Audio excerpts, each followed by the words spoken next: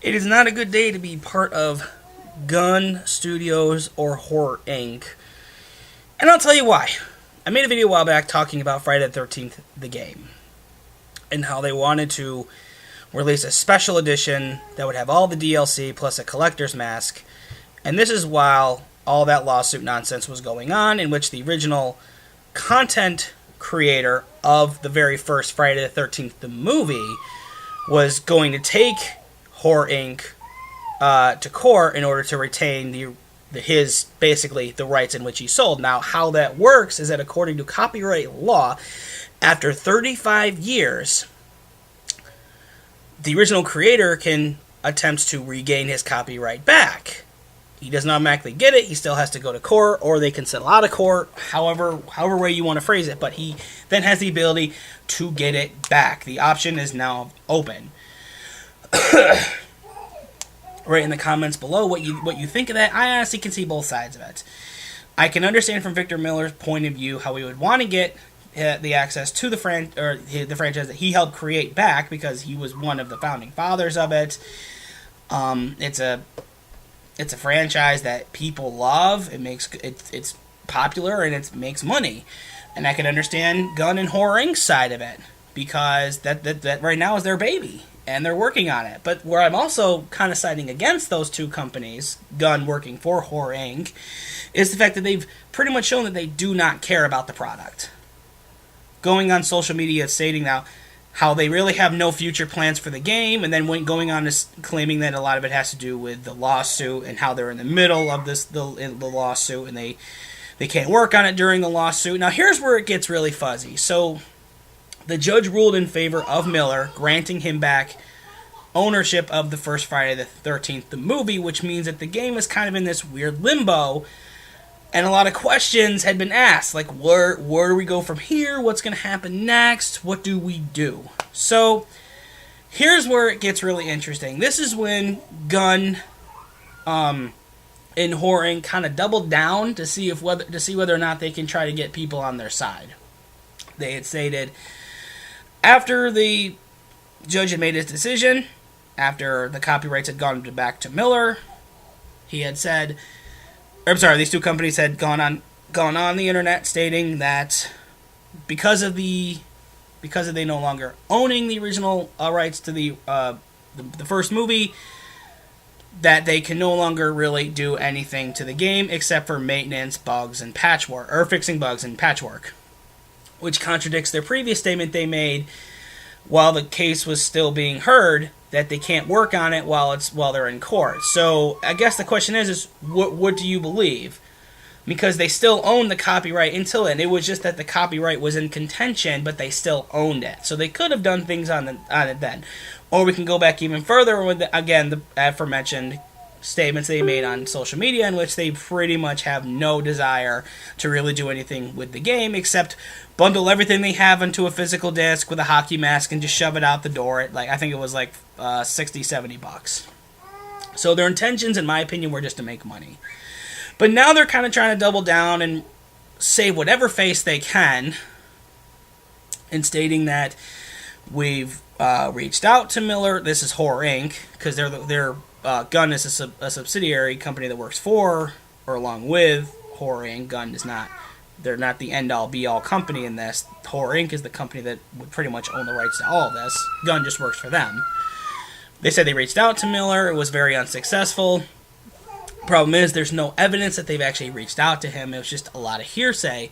However, there is evidence that Miller has reached out to several people on the internet, stating he has no desire to really hinder this game in any way or the development of this game. It's just that the talks are not, they're either non-existent or they're not going well. Again, there's a big question mark as to what's really going on behind the scenes, because we're not getting adequate information. But it wasn't until a Q&A where a lot of other information was unearthed, in which Gun pretty much stated, because a lot of the fans had asked, well, what's going on? What are we doing? Gun pretty much decided they were going to wipe their hands of the whole thing and basically say, well, we're really not the ones responsible for this. Horror Inc. is basically the company in charge, so we're not in any We don't have any obligation to do any of this. And here's the thing, though. This is the one thing that left the sour note in my mouth. It's the fact that this company could have reached out at any point to try and do something, but they sat on their hands. And since there's no evidence that Horror Inc. issued a statement to anybody working on this game, on any company that was working on this game whatsoever, that they could not reach out to Miller out of fear of maybe of further lawsuits or defamation charges,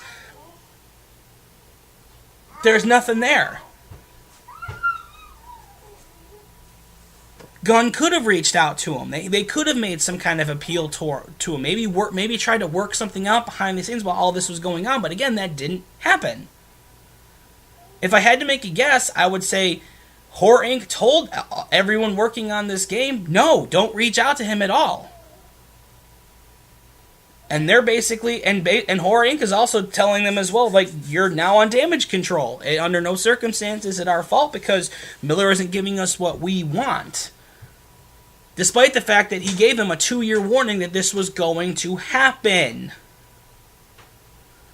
They had notice of this. They knew this was going to happen, and yet they still did nothing. This is the biggest fault out of all of this. They knew he was coming for the original copyright. He had contacted them and saying he had expressed interest in getting the rights back to the first movie, and they did nothing. They sat on their hands when all the complaints were coming in about the game had needed a lot of work. They sat on their hands when they weren't putting out enough DLC, and then they were trying to make excuses saying, well, the lawsuit's the reason why we can't do this, and then post-judgment ruling, they're saying now we really can't do it except unless it's to really work on the game, and then they're basically saying, well, what are you working on next? And they're barely even giving any information on that, just that, we've got a development team here, but we're not really we can't really comment too much on that. Translation, probably to push another game. Probably to work on another game. So, what does this whole thing mean?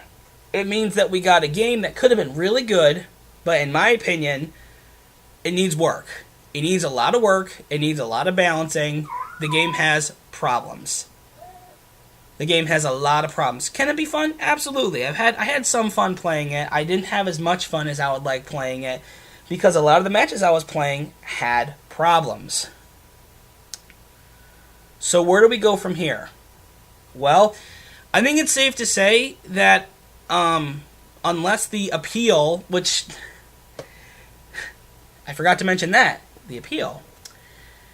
Because this all happened in Connecticut, the law states that in Connecticut they have roughly 20 days from whence the original judgment was made to file an appeal. Now, how an appeal works in this situation is that they basically it's basically a counterclaim in which they then have to find they have to get another judge to rule against another judge and have him basically take back his own original ruling and then have that judge side with the other person. Now, I'm not an expert at law, but from the information I've gathered, this isn't something that happens very fast. The average timetable for an appeal to go through, I've been seeing takes at least 2 years. Roughly 2 years. That means this gives Gunn and Horror Inc. And I'm putting Gunn on the table here. I just want to say right now because they're the ones that were on damage control and they're the ones that were doing a lot of projecting.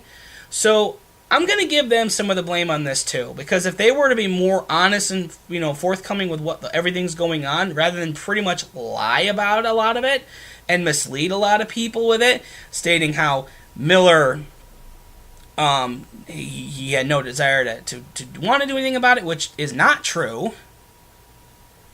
It's the fact that your post case now, and like of course after the case it's all said and done, they're trying to look to like what happened during and before. Like we reached out to him and he's not willing to work with us. Translation, he's not going to give us what we want, so therefore we're just going to say he's not working with us. And I that's exactly what I think it was. So basically, an appeal was going to roughly take 2 years. So that gives Gunn and Horror Inc. roughly 2 years to sit on their hands again and hope to God that a judge rules in can basically rule, or I guess take the case, overrule the previous judge and the other ruling, and then side with them. So I guess the big thing now is what's going to happen next. I can tell you right now, the game is going to sit untouched for probably a year unless they did some kind of maintenance to it. Because guess what? Until anything is ruled otherwise, the game is not going to get anything new added to it anytime soon. This is a giant cluster bomb of a mess, and this all could have been avoided if they could have basically taken the warning they had from Miller, try to come to a conclusion, or maybe even give a damn about the game to begin with, rather than trying to push a special edition of the game with a collectible hockey mask. See, that's how I know the original story is BS.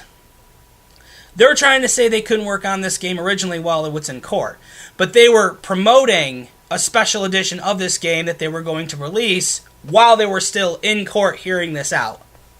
So they can't work on the game, but they can then try to market another version, market the same version of the game, but in a bigger package. So if that right there is not clear and cut that they do not care about the product and that they only care about the money, that right there should be the biggest takeaway of it. Right there. They had every opportunity to work this out. They didn't. They wanted it all and nothing else. Miller took him to court. The copyright law ruled in his favor. Now the Horror Inc. is basically trying to play the blame game, and it's not working out in their favor because they're not producing any evidence to show that they're actually trying. It's basically now just damage control. They went on Reddits and social media claiming that they can't add anything new to the game. They can just do maintenance to the game. We're unsuccessful in trying to come to conclusions with Miller, which pretty much means no, we're really not trying that hard. They then filed an appeal on this on 0 Hour. So that means that unless something big happens soon, this game is getting nothing done to it. Unless Miller himself comes to like some kind of like deal with the company on their own terms to produce new content for the game, which is not unless the guy owns a studio or something and he works alongside him or he gives him special permissions to do it. I don't see it happening. So this is them dragging their feet. So what I would, if they're smart, what they would do is they would actually try to reach out to Miller and come to a conclusion so this game can get worked on, can get additions added to it, and it can become bigger and better. But right now, this is literally just a pissing contest, and it feels like it's two brothers who are actively fighting over who gets to play with the toy next. And while I can understand both sides of the equation when it comes to the whole copyright ownership, Miller still has every right to contest it, especially if it's a commodity. And the fact that Horror Inc. just sat on it and did nothing, and show they did nothing, and say they were planning on doing nothing, and that they got a development team to pretty much basically work on other projects, because they would not specifically state whether or not they were going to work on this game. Everything is just hyperbole if, or rhetorical maybe. And that's the problem. It's the lack of information. It's the complete disregard to the fan base. They don't care. So why should I care when they then want to sit around and play the blame game? I have no reason to listen to them. And neither do you.